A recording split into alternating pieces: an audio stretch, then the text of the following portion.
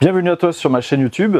Eh bien, autre capsule concernant le Tour du Mont Blanc. Où est-ce qu'on peut dormir quand on est en autonomie totale et qu'on veut faire le Tour du Mont Blanc? Alors évidemment, c'est la question qui sélectionne tout de suite les personnes que ça va intéresser.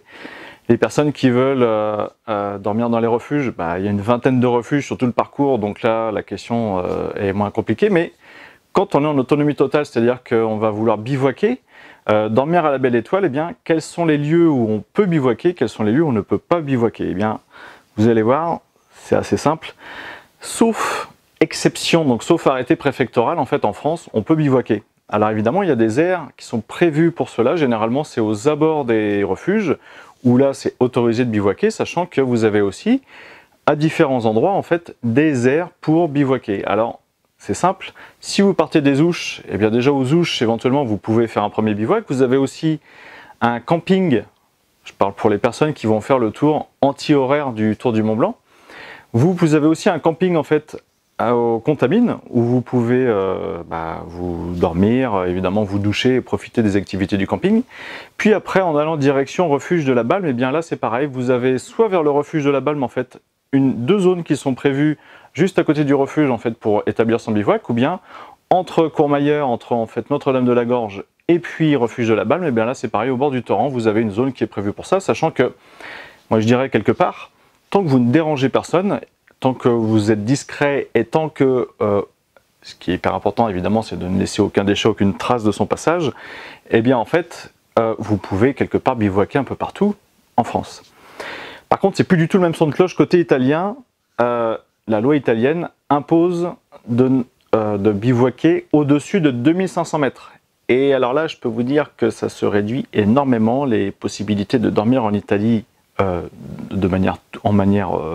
façon toute légale, puisqu'il y aura que deux endroits où vous pourrez dormir à plus de 2500 mètres. En fait, c'est au col qui vont vous permettre de passer de la France vers l'Italie et de l'Italie vers la France. Ce sont les deux seuls endroits où vous passez à 2500 mètres. Donc en fait, je dirais entre les deux, toute la traversée d'Italie, officiellement, vous n'avez pas le droit de dormir. Et même chose en Suisse, le camping sauvage, le bivouac sauvage est strictement interdit. Donc, comment faire pour pallier à ça? Bien, soit vous dormez que aux endroits où c'est à plus de 2500 mètres. Si je parle de l'Italie, en fait, je dirais que vous n'avez pas le choix. C'est soit, si vous voulez vraiment faire un bivouac sauvage, eh bien, vous prenez le risque peut-être d'être interpellé et puis de payer une amende. Je ne sais pas à combien elle s'élève, mais en fait de payer une amende parce que vous avez enfreint la loi. Alors, si vous ne voulez pas enfreindre la loi, eh bien évidemment, c'est obligation de dormir en refuge, ou bien vers Courmayeur, vous avez des campings. C'est-à-dire qu'une fois que vous arrivez vers Courmayeur, avant de descendre à Courmayeur, vous avez une descente de 700 mètres de dénivelé pour aller jusqu'à Courmayeur, et bien soit vous descendez directement à Courmayeur, soit vous bifurquez, en fait vous avez le camping du Mont Blanc, le refuge du Mont Blanc qui sont là, qui sont un peu plus bas, qui sont, je dirais, à 1h30 de marche à peu près, tout en descente, et là vous avez 2 ou 3 campings qui peuvent vous héberger, et généralement, même si vous les prévenez très peu de temps à l'avance, généralement vous avez de la place dans ces campings. Ce qui ne sera pas forcément le cas en Suisse, mais je vais y revenir. Et donc, si j'ai un conseil à vous donner, évidemment, c'est de ne pas enfreindre la loi, ça c'est une chose, mais imaginons que vous n'ayez pas le choix. Vous n'avez pas le choix parce que vous avez pris du retard, parce que la nuit arrive très vite, parce que vous êtes fatigué, parce que c'est pas la bonne journée qui s'est passée, ou pour toute autre raison, et puis vous êtes obligé de faire un bivouac en Italie. Eh bien, je dirais, le seul conseil que je puisse vous donner, c'est en fait de retirer votre toile de tente, de retirer le bivouac avant le lever du jour, donc avant 6h, 6h30 du matin. Voilà. De manière à ce qu'en fait, les Italiens et les Suisses font ça tout simplement parce que ils ne veulent pas que des gens viennent carrément établir un camping. Vous, quand vous bivouaquez, en fait, vous allez juste dormir la nuit et après vous repartez le lendemain. Mais ce qu'ils ne veulent pas, c'est qu'il y ait des gens qui s'établissent là, qui restent une semaine ou quelques jours en fait au même endroit et que du coup, à travers toute la montagne, on voit à différents endroits des campings sauvages qui s'installent. Voilà, c'est vraiment la grande raison qu'il y a pour ça, et c'est pour ça que côté italien, vous avez en effet énormément de mais de refuges qui sont à disposition. Là, c'est pareil, vous pouvez réserver à l'avance, mais généralement, si vous êtes en solo, ou bien si vous n'êtes que deux, c'est rare qu'il n'y ait pas au moins une place pour une personne, et surtout, vous avez quand même pas mal de de refuges tout le long du parcours. Côté suisse, c'est beaucoup plus simple, c'est-à-dire que vous avez 4 endroits officiels où vous pouvez faire du camping. Soit ce sont des campings, soit ce sont des zones aménagées, de manière à ce que vous puissiez poser votre tente, à ce que vous puissiez prendre une douche, et vous avez généralement un abri pour pouvoir vous restaurer en cas de mauvais temps. Il s'agit de, quand vous descendez de l'Italie et que vous arrivez à la Foulie. À la Foulie, vous avez directement un camping qui est à l'entrée de la Foulie, et puis si jamais il est complet, eh bien, si vous continuez le parcours du Tour du Mont Blanc, eh bien, vous allez arriver à la sortie de la Foulie, et là vous avez un deuxième camping. Donc à la Foulie, on a 2 campings pour établir le bivouac, sachant que ça peut arriver à certains moments de l'année, eh bien, qu'il soit complet.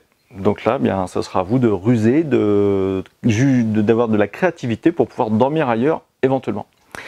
Et puis, autrement, vous avez à peu près une journée de marche de là, hein, ça sera l'étape suivante en fait, à Champex. Alors Champex, bah là c'est pareil, vous avez du camping, vous pouvez établir votre bivouac, non plus du coup sauvage, mais directement dans le camping. Et puis évidemment, là vous pourrez aussi vous restaurer comme sur la Foulie. Et puis une fois que vous aurez quitté Champex, eh bien, vous allez passer par un circuit qui va vous emmener jusqu'au col de la Forclaz. Alors col de la Forclaz, au col même on a un camping, et puis juste un peu plus bas, sur le lieu-dit qui s'appelle Le Petit, eh bien là c'est pareil, vous avez 2 aires pour pouvoir camper. Vous avez soit un camping officiel, soit vous avez une aire en fait qui est prévue, où on accepte les campeurs. Donc vous allez payer en fonction de la tente que vous avez. Si vous êtes à plusieurs, que vous avez 2 tentes, ben vous allez payer un certain forfait par tente, qui est vraiment peut-être, je ne sais plus exactement les prix, mais qui en 2022 est à peu près de 7 €.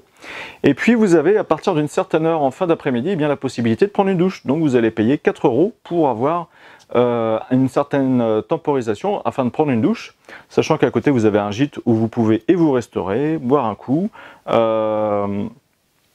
et évidemment là c'est vraiment réservé aux personnes qui font le Tour du Mont Blanc, ou d'autres traversées, d'autres randonnées évidemment, mais en tout cas ça se fait en toute simplicité, c'est-à-dire que vous avez une aire qui est un peu plus plane, un peu plus plate, qui est vraiment en bas de la vallée, et c'est généralement le bivouac qui permet de se ressourcer avant de faire l'ascension jusqu'au col de Balme, et après du col de Balme, eh bien, on arrive en France, et afin d'aller jusqu'à la Flégère, jusqu'à aller en fait au lac Blanc, et après de redescendre jusqu'aux Ouches. Donc une fois que vous êtes à Le Petit, eh bien, vous savez que vous avez quelques heures à marcher, je dirais 2h30 peut-être à peu près, voire 3 heures, grand maximum, pour aller jusqu'au refuge de Balme.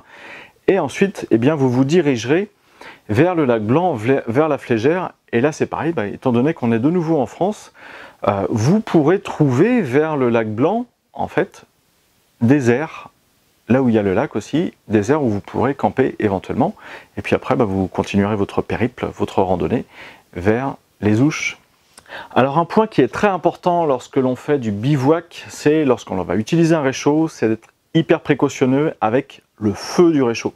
C'est-à-dire que lorsqu'on a un été qui est très sec, le risque d'incendie est multiplié par 100 peut-être, et donc on n'a pas le droit à l'erreur. C'est-à-dire que là vous allez bivouaquer, eh bien si vous bivouaquez en forêt par exemple, soyez hyper vigilant de bien dégager le sol et peut-être d'avoir à portée de main une gourde ouverte au cas où. C'est-à-dire qu'on n'est jamais à l'abri en fait que le réchaud vienne à se renverser, on peut taper dedans sans faire exprès, et là du coup c'est carrément l'embrasement qui peut être à craindre. Mais si vous humidifiez juste le tour et vous tenez à proximité une gourde pleine d'eau, eh bien en fait on va énormément limiter les risques. Mais ce qu'il y a, c'est que ce qui peut se passer aussi, c'est qu'il y a un arrêté préfectoral en fait qui interdise les bivouacs carrément, qui interdise les bivouacs sauvages, de manière à vraiment empêcher et limiter le risque d'incendie lors de périodes de sécheresse.